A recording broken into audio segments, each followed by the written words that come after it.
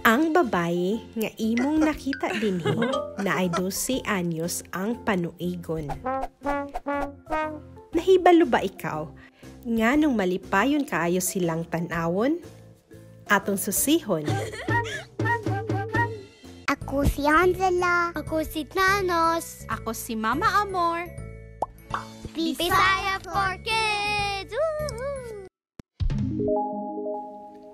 Si Jesus nagbuhi sa patay.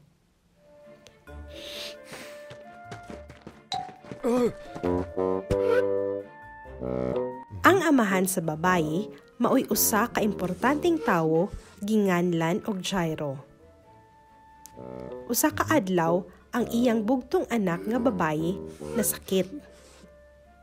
Si Jairo ug ang iyang asawa nabalaka kaayo.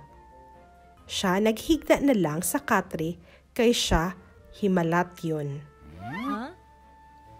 Busa si Jairo milakaw sa pagpangita kang Jesus. Mituo si Jairo nga makaayog masakiton si Jesus. Si Jairo nakakaplag kang Jesus sa tunga sa usa ka dakong panon. Apan si Jairo naningkamot sa pagsulod sa panon ug milhod siya sa tiilan ni Jesus. Siya mipakiluoy kaniya nga moadto og ayuhon ang iyang anak nga babayi. Si Jesus misugot ug miingon nga moadto siya.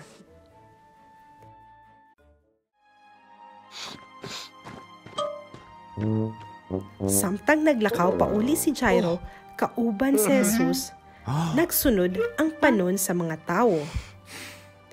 Apan ilang nasugatan ang usa ka mensahero gikan sa balay ni Jairo. Siya miabot ug mipahibalo kang Jairo nga ang iyang anak babayi namatay. Si Jesus nakabati niini ug miingon, "Ayaw kabalaka. Siya mamaayo ra."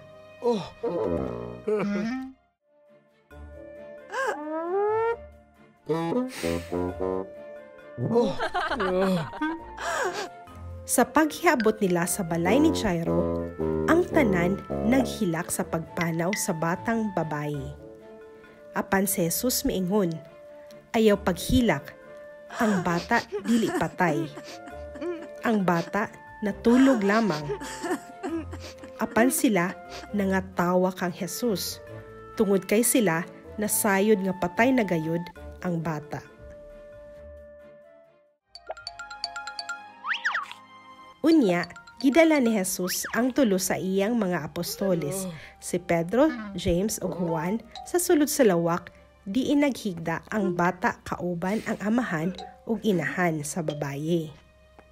Gikuptan ni Jesus ang kamot sa bata.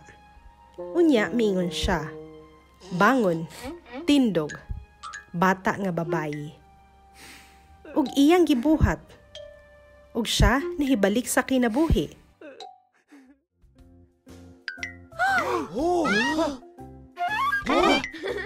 Ug siya nibangon ug milakaw.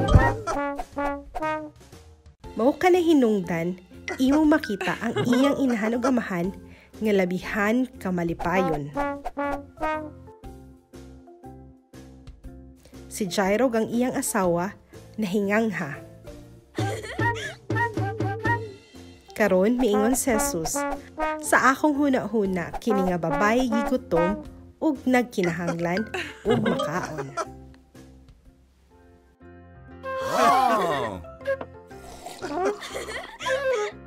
Mga amigo, mga amiga, kabalo ka ba nga si Jesus nagbuhi sa uban pang mga tao gikan sa kamatayon?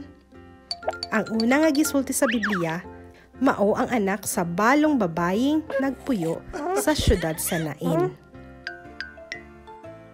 Si Jesus nagbangon usab kang Lazaro, ang igsuong lalaki ni Maria ug Marta, gikan sa mga patay.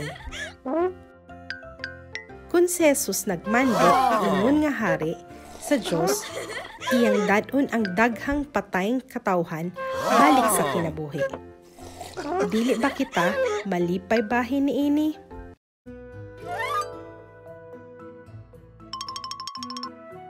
Kay kusog man ang atong pagtuo sa Ginoo, atong i-share kining maayong istorya ni Jesus. Palihog pud og like ug subscribe aron magpadayon ka sa pagsuporta sa Kristiyanong Basahon.